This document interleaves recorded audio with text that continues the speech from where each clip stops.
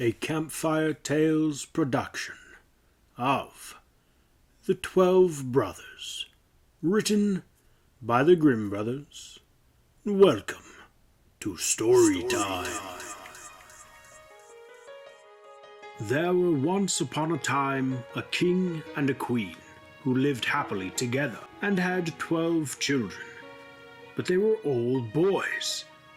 Then the king said to his wife, "If the 13th child which you are about to bring into this world is a girl, the 12 boys shall die, and in order that her possessions may be great, and that the kingdom may fall to her alone, he caused likewise 12 coffins to be made, which were already filled with shavings, and in each lay the little pillow for the dead.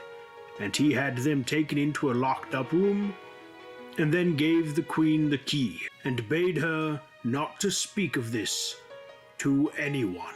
The mother, however, now sat and lamented all day long, until the youngest son, who was always with her, and whom she had named Benjamin, from the Bible, said to her, "Dear mother, why are you so sad?" "Oh, dearest child," she answered, "I may not tell you." But he let her have no rest until she went and unlocked the room and showed him the 12 coffins, ready filled with shavings. Then she said, "My dearest Benjamin, your father has had these coffins made for you, and for your 11 brothers. If I bring a little girl into the world, you are all to be killed and buried in them." And as she wept while she was saying this, the son comforted her and said, "Weep not, dear mother, we will save ourselves and go away." But she said, "Go forth into the forest with your 11 brothers, and let one sit constantly on the highest tree which can be found, and keep watch, looking towards the tower here in the castle. If I give birth to a little son, I will put up a white flag, and then you may venture to come back. But if I bear a daughter, I will hoist a red flag, and then fly away as quickly as you are able, and may the God protect you. And every night I will rise up and pray for you. In winter, that you may be able to warm yourselves at a fire, and in summer, that you may not faint away in the heat." After she had blessed her sons, they went forth into the forest. They each kept watch in turn, and sat on the highest oak and looked towards the tower. When the 11 days had passed and the turn came to Benjamin, he saw that a flag was being raised. It was, however, not the white, but the blood-red flag, which announced that they were all to die. When the brothers heard that, they were very angry and said, "Are we all to suffer death for the sake of a girl?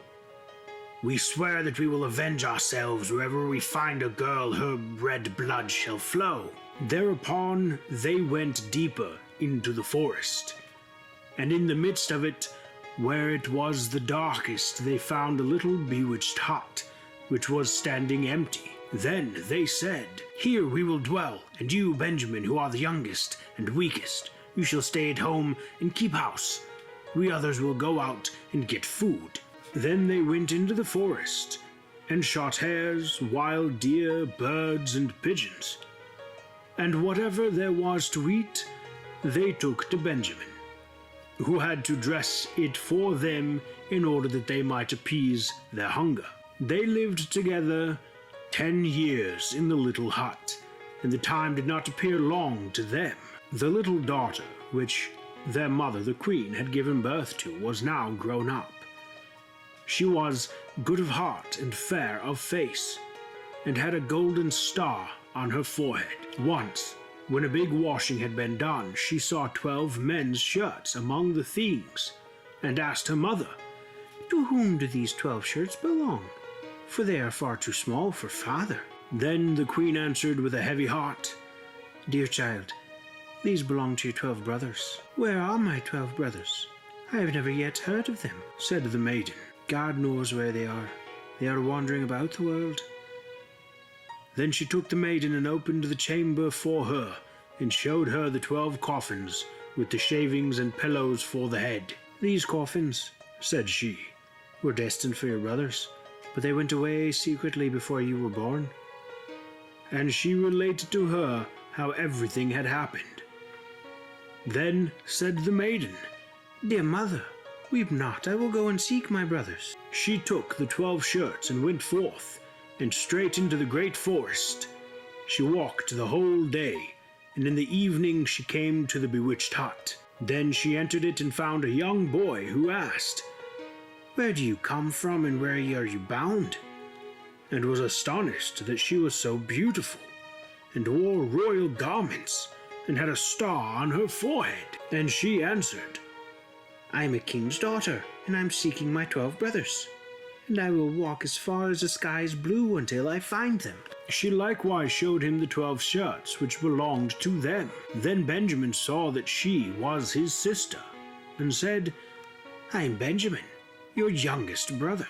And she began to weep for joy, and Benjamin wept as well. They kissed and embraced each other with the greatest love. But after this he said, Dear sister, there is still one difficulty. We have agreed that every maiden whom we meet shall die, because we have been obliged to leave our kingdom on account of a girl. Then she said, I will willingly die. If so doing I can save my 12 brothers. No, answered he. You shall not die. Seat yourself beneath this tub until our 11 brothers come, and then I shall soon come to an agreement with them. She did so, and when it was night the others came from hunting, and their dinner was ready. And as they were sitting at table and eating, they asked, What news is there? Don't you know anything? Said Benjamin. No, they answered. He continued, You have been in the forest, and I have stayed at home, and yet I know more than you do. Tell us, then, they cried. He answered, But promise me that the first maiden who meets us shall not be killed. Yes, they all cried. She shall have mercy, only do tell us. Then said he, Our sister is here. And he lifted up the tub, and the king's daughter came forth in her royal garments, with the golden star on her forehead. And she was beautiful, delicate, and fair. Then they were all rejoiced, and hugged, and kissed, and loved her with all their hearts. Now she stayed at home with Benjamin and helped him with the work. The 11 went into the forest and caught game, and deer, and birds, and wood pigeons, that they might have food. And the little sister and Benjamin took care to make it ready for them. She sought for the wood for cooking and herbs for vegetables, and put the pans on the fire, so that the dinner was always ready when the 11 came. She likewise kept order in the little house, and put beautifully white, clean coverings on the little beds. And the brothers were always contented, and lived in great harmony with her. Once on a time the 2 at home had prepared a beautiful meal, and when they were all together they sat down and ate and drank, and were full of gladness. There was, however, a little garden belonging to the bewitched house, where there were 12 lily flowers, which are likewise called students. She wished to give her brothers pleasure, and plucked the 12 flowers, and thought she would present each brother with one while at dinner.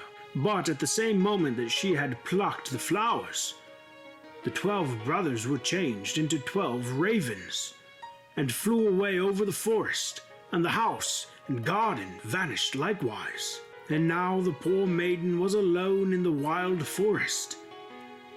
And when she looked around, an old woman was standing near her, who said, My child, what have you done? Why did you not leave the 12 white flowers growing? They were your brothers, who are now forevermore changed into ravens.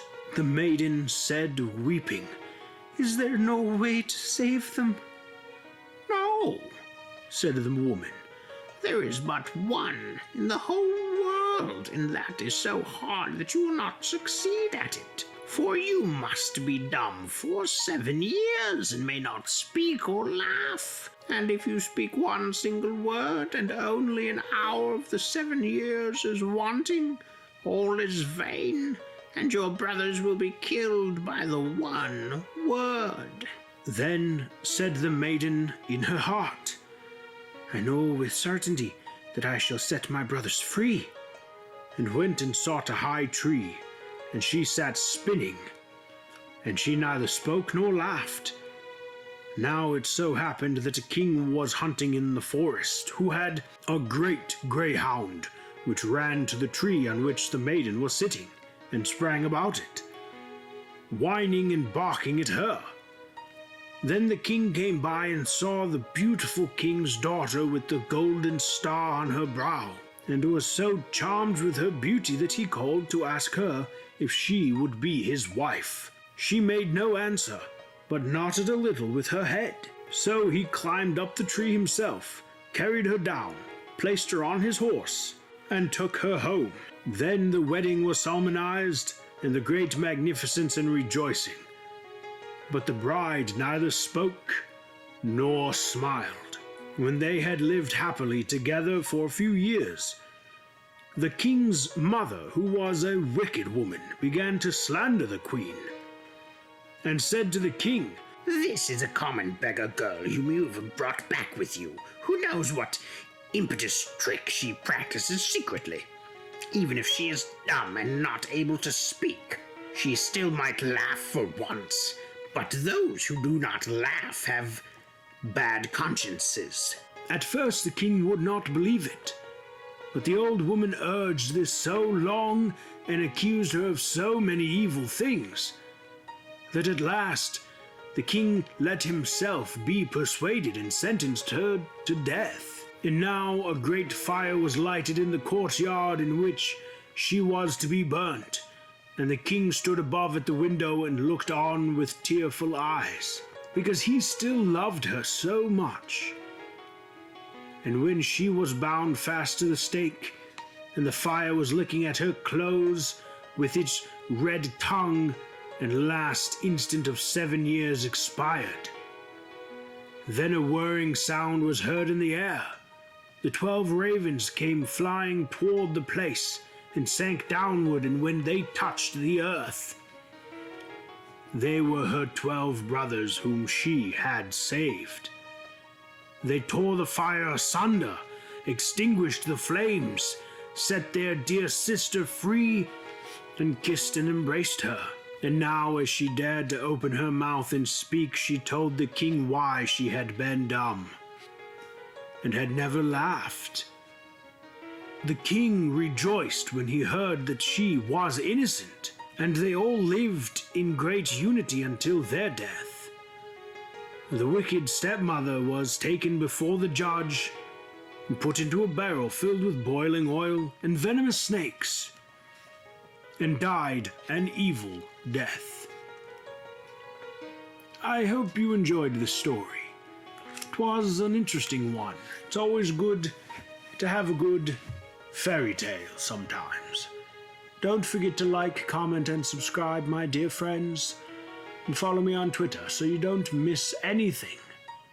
Until next time, fare thee well, and goodbye.